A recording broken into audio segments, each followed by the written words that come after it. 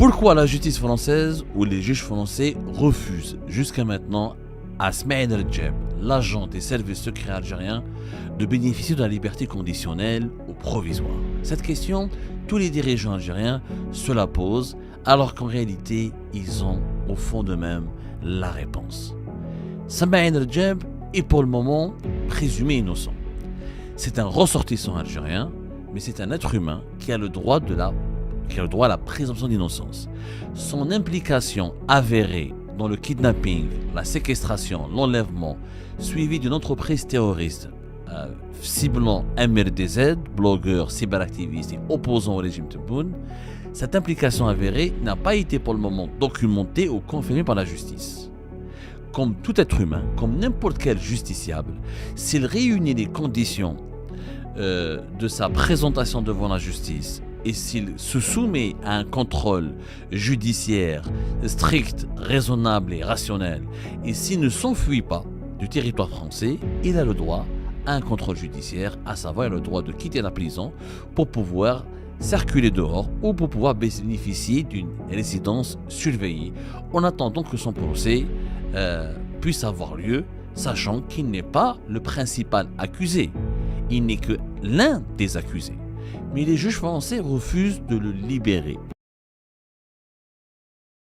Alors que, semble-t-il, des marchandages, des négociations, voire même des pressions sont exercées régulièrement sur la justice française pour obtenir sa remise en liberté qui permettra, on l'a bien compris aujourd'hui, d'obtenir la libération du pauvre Christophe Glaise, journaliste sportif, emprisonné en Algérie depuis l'année 2025, depuis juin 2025, et qui fait l'objet d'un véritable bras de fer, voire même d'une opération de chantage exercée en haut lieu par le régime Tebboune, un journaliste sportif au cœur d'une affaire d'État, alors que lui n'est venu en Algérie que pour écrire sur le football. Le destin de Christophe Glaise est visiblement lié au destin de Smaïl El-Djeb. Mais c'est un autre personnage de l'affaire MRDZ qui pourrait définitivement sceller le sort à la fois de Smaïl El-Djeb et de Christophe Glaise, voire même qui pourrait sceller le sort de l'affaire MRDZ. Il s'agit de Salah ad-Din Selloum. Ce monsieur ou ce personnage, vous avez été très nombreux et nombreux en Algérie à entendre parler de lui depuis que la justice française a lancé à son encontre, début du mois d'août 2025, un mandat d'arrêt international. Plusieurs coupures de la presse française ont rapporté cette information à l'époque. Le Monde, Le Figaro, le journal du Dimanche, toute la presse française pratiquement, elle en a parlé. Salah ad-Din Selloum, ancien premier secrétaire de l'ambassade d'Algérie en France à Paris, est devenu pendant quelque temps le visage emblématique de cette terrible affaire ou terrible scandale à MRDZ. Quand je dis le visage anonyme, parce qu'on n'a aucune photo de Salah ad-Din Selloum, comme d'ailleurs aucune photo de Smaïl El-Djeb n'a été diffusée. Pour le moment, la justice française respecte totalement la dignité et l'honneur de ces justiciables et de ces personnes recherchées, mais qui demeurent présumées coupables et non pas coupables, définitivement coupables ou définitivement condamnées. Aucune information sur leur vie privée ou sur leur identité visuelle et physique n'a été rendue publique. Salah ad-Din Selloum, il a fait l'objet, il faut savoir ce que les Algériennes et les Algériens ne savent pas.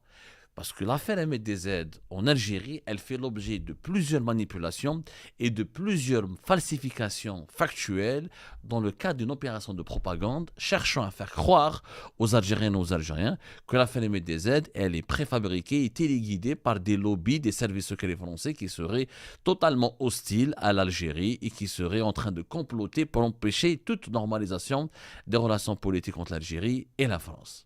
En réalité, l'affaire MRDZ est une affaire purement judiciaire et elle est entre les mains de la justice. Les récents rebondissements ou les récents développements de cette affaire démontrent qu'il n'y a que les juges qui décident. Le parquet national antiterroriste, comme on l'a expliqué dans l'émission précédente, a accepté de réclamer ou de revendiquer ou de demander la remise en liberté provisoire de Smaïl El-Djeb. C'est un juge des libertés qui a aidé la détention, qui a refusé donné une suite favorable à cette demande parce qu'il estime que Smaïl El-Djeb présente un risque très considérable, très élevé, de se soustraire à la justice française et de fuir le territoire français pour se réfugier en Algérie, empêchant ainsi la justice française d'organiser et de tenir le procès à MDZ. Les juges français, c'est eux qui décident. Est-ce qu'il faut libérer ou ne pas libérer? Il n'y a pas de lobby politique, il n'y a pas de lobby sécuritaire. L'ancien ministre intérieur français qui a été tellement diabolisé par les autorités algériennes est parti. Il n'est plus au pouvoir. Aucun dirigeant politique n'a réellement de l'influence sur les juges français. Emmanuel Macron, si ça se tenait à lui, il aurait libéré Smaïl El-Djeb pour récupérer Christophe Glaise et pour l'attendre sur la piste de l'aéroport de Paris. Et comme ça, Emmanuel Macron, ça lui aurait permis de terminer son deuxième mandat en toute beauté, en se présentant à son peuple comme l'homme qui a ramené à la maison un journaliste opprimé. Mais ce n'est pas entre les mains d'Emmanuel Macron. Et ce n'est pas... Il n'y a aucun dirigeant politique qui est en jeu ou qui peut entrer en jeu. L'affaire, elle est entre les mains de la justice. Alors que depuis le départ, la propagande de l'Égypte Tebboune, elle nous a fait croire que c'est tel ministre, c'est Bruno Retailleau, non c'est Driancourt, non c'est la DGSI française, non c'est la DGSE. Il y a eu tous les fantasmes, tous les théories du complot. Aujourd'hui, le fait que les avocats de Smaïl El-Djeb demandent en permanence sa libération et que le parquet national antiterroriste n'est pas opposé, ça prouve que l'État judiciaire, la justice française, elle n'est pas opposée sur le principe. Mais les juges, c'est d'autres juges qui doivent, les juges qui doivent décider de lui accorder sa liberté conditionnelle sont hésitants. Et pourquoi? Parce qu'il y a eu le cas précédent de Salah ad-Din Selloum. Salah ad-Din Selloum, avant le mandat d'arrêt international du mois d'août 2025, il a été entre le vers septembre-octobre 2024 jusqu'à juillet 2025, il a reçu 3 demandes. Tenez-vous bien, 3 convocations de la justice française. 3 demandes pour qu'il se présente devant des juges français pour qu'il soit auditionné et entendu dans le cadre de l'affaire Ahmed DZ. Et on lui avait donné l'opportunité de venir, de s'expliquer, de se défendre et de donner ses propres arguments. 3 convocations. Ça, vous ne lirez jamais cette information. Et nous avons pu la confirmer au cours de nos investigations. 3 demandes, je dis bien 3 convocations. À aucun moment, Salah ad-Din Selloum n'a accepté de parler aux juges français ou n'a accepté de se rendre, alors qu'il travaillait en France. Ils ont son adresse, les autorités françaises. Il travaillait au niveau de l'ambassade d'Algérie en France. Le ministère des Affaires étrangères algérien a été interpellé. Il y a eu des correspondances officielles adressées par le parquet national antiterroriste en charge de l'affaire MDZ. Aucune réponse de Salah ad-Din Selloum. Aucune réaction. Aucune réponse. C'est la même attitude qui a été adoptée par Houssam Eddin Bouaziz, le vice-consul de consulat d'Algérie à Créteil, qui est impliqué dans 2 affaires, l'affaire d'Ahmed DZ et l'affaire de l'espion de Bercy, le fameux franco-algérien qui a utilisé une femme à l'OFI pour obtenir les données personnelles et les adresses et les informations personnelles confidentielles des opposants algériens réfugiés sur le territoire français. L'affaire, elle est connue, on en a déjà parlé. Donc la justice française n'a pas accusé ces personnes, ces officiels algériens. Elle a d'abord cherché à comprendre. Elle les a convoqués. Elle a voulu leur donner la parole. Elle a voulu les entendre. Comme n'importe quel justiciable. Il faut savoir que même si tu as le passeport diplomatique, le droit international, comme le droit français, n'autorise pas quelqu'un qui est diplomate et n'est pas au-dessus des lois. C'est vrai que donc pour certains délits, pour certains comportements, les États peuvent expulser des diplomates étrangers de leur territoire, mais en ce qui concerne certains crimes, notamment les crimes terroristes, les assassinats, les tentatives d'assassinat, les kidnappings, les séquestrations, on n'expulse pas un diplomate étranger, on essaie de juger d'abord un État fort, un État digne de ce nom. Comment la justice algérienne se serait comportée si un diplomate étranger sur le sol algérien aurait orchestré, sous couverture diplomatique, alors que c'est un agent des services secrets étrangers, une tentative d'assassinat visant un ressortissant étranger établi sur le sol algérien? Ça aurait été une grave violation de la souveraineté de l'Algérie et l'Algérie aurait été effarouchée, voire scandalisée, et les autorités algériennes auraient réagi avec beaucoup de fermeté. C'est ce que font les autorités françaises. En réalité, il faut appliquer un principe de la morale qui est important à comprendre. On ne fait pas subir à l'autre ce qu'on n'aimerait pas subir nous-mêmes. Les juges en France ont demandé quoi? Juste à entendre et à enquêter. Puisque les autorités algériennes disent que l'affaire MDZ elle est préfabriquée et que leurs officiels n'ont rien fait, que MDZ est un énergumène, que c'est un voyou, que c'est un il fait du chantage, du racket, etc. Bah, affrontez les juges français alors. Donnez-nous les preuves de votre innocence. Qu'est-ce qui a empêché Salah ad-Din Selloum s'il n'a rien à se reprocher, s'il ne savait pas qu'il y avait des preuves matérielles qui l'impliquent, qui l'inculpent officiellement et qui le mettent en cause personnellement, il n'aurait pas eu peur. كما نقولوا حنا في Alger, اللي ما عنده تبن في كرشو ما يخاف من والو. Celui qui n'a rien à se reprocher, celui qui n'a pas celui qui dort tranquillement la nuit, celui dont la conscience n'est pas troublée par un crime, par un mauvais comportement, par un fait gravissime dont il est coupable. Il n'a pas à affronter les juges. Moi, les juges français me convoquent, j'y vais, j'affronte. C'est quoi le souci? Je suis innocent, je défendrai mon honneur, ma probité et mon innocence. En réalité, que Salah ad-Din Selloum et Houssam ad-Din Bouaziz n'ont pas voulu se présenter devant les juges français parce qu'ils savaient que leur culpabilité pourrait être prouvée facilement. Et le régime Tebboune, en utilisant Christophe Glaise, en faisant du marchandage, en demandant à tout prix la libération de Smaïl Rajab avant de libérer Christophe Glaise. Ça veut dire quoi? Ça veut dire qu'il veut absolument récupérer un témoin clé de l'affaire MRDZ et qu'il a peur du procès MRDZ. Il a peur. C'est plus vous dites que vous êtes innocent, que la MRDZ, vous n'êtes ni de près, ni de loin concerné par sa séquestration, son enlèvement et son assassinat et l'entreprise terroriste qui le ciblait. Dans ce cas-là, pourquoi vous avez peur de la justice? Pourquoi vous avez peur d'affronter les juges français? On va sortir les principaux arguments de la propagande du régime Tebboune. Et on va le démanteler petit à petit. Le régime Tebboune nous dit que ce n'est pas à la justice française de juger les officiels algériens. Sauf que ces officiels algériens se trouvaient sur le sol français. La France, ou la justice française, n'a pas convoqué un dirigeant algérien qui était en poste à Alger. Elle a convoqué des dirigeants algériens qui étaient en poste à l'ambassade d'Algérie en France, au consulat d'Algérie à Créteil. Donc, sur le sol français, sur lequel la justice française exerce sa souveraineté.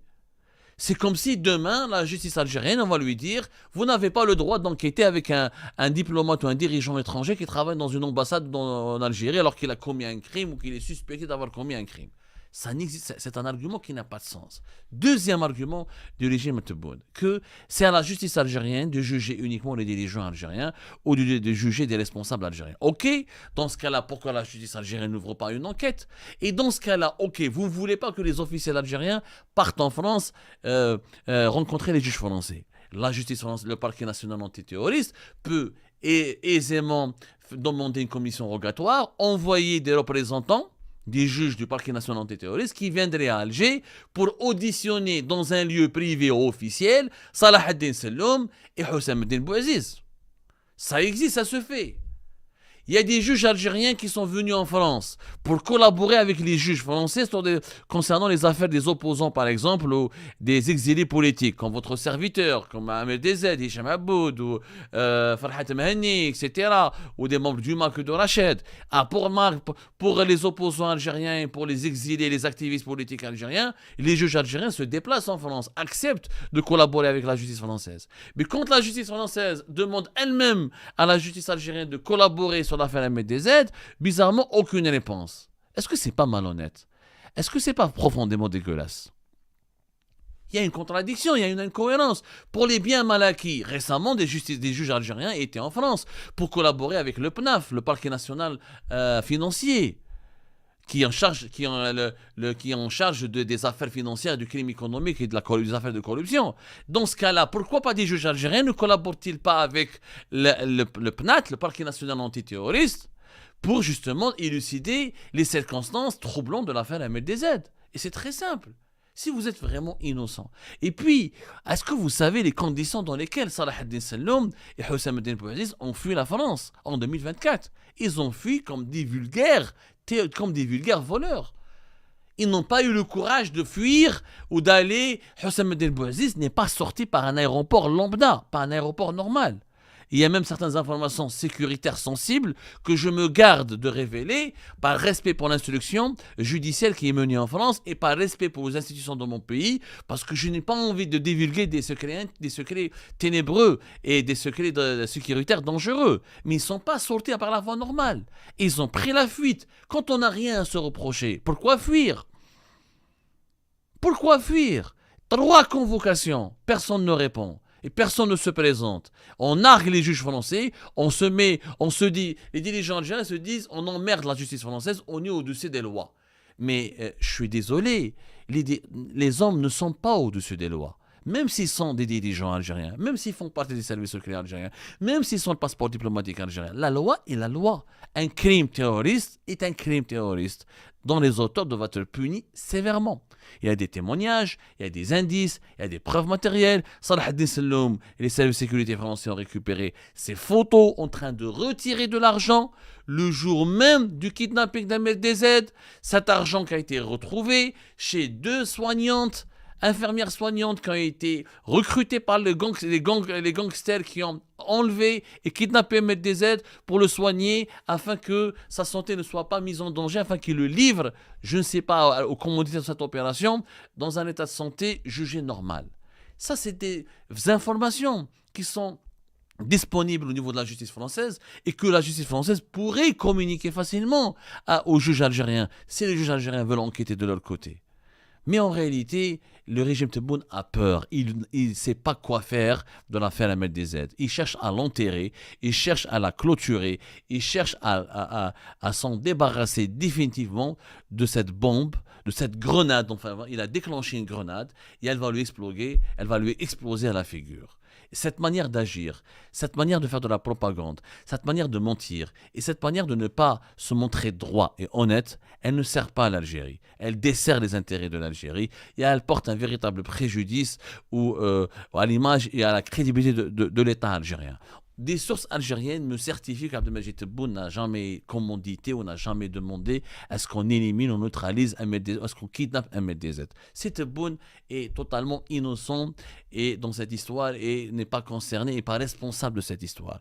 Alors, je pense que la meilleure attitude aurait été qu'il commande, qu'il diligente une enquête interne et qu'il cherche à comprendre lui-même à travers une enquête sérieuse et rigoureuse ce qui s'est passé entre les services secrets algériens et Ahmed DZ. Et peut-être à ce moment-là, il pourra vraiment assurer, prouver lui-même son innocence et qu'il n'a rien à se reprocher. Mais quand on veut à tout prix libérer un agent des services secrets algériens clairement impliqué dans une tentative de kidnapping, dans une opération de kidnapping, d'enlèvement et de séquestration, et qu'on utilise un journaliste sportif comme Christophe Glaise, complètement innocent et éloigné de cette île. Christophe Glaise ne connaît pas Ahmed DZ, ne connaît aucun opposant algérien, il ne parle pas de politique, il n'est pas subversif, il n'écrit aucun article subversif sur l'Algérie. Et quand on le maintient en détention juste pour l'utiliser comme une monnaie d'échange, c'est qu'on a vraiment des choses à se reprocher. C'est que vraiment, il y a des vérités qu'on craint. C'est qu'on n'a pas du tout envie que le procès Ahmed DZ puisse un jour avoir lieu au tribunal judiciaire de Paris, parce qu'il y aura peut-être des vérités très gênantes. Non, des vérités dangereuses, des vérités effrayantes qui pourront parvenir à l'opinion publique internationale.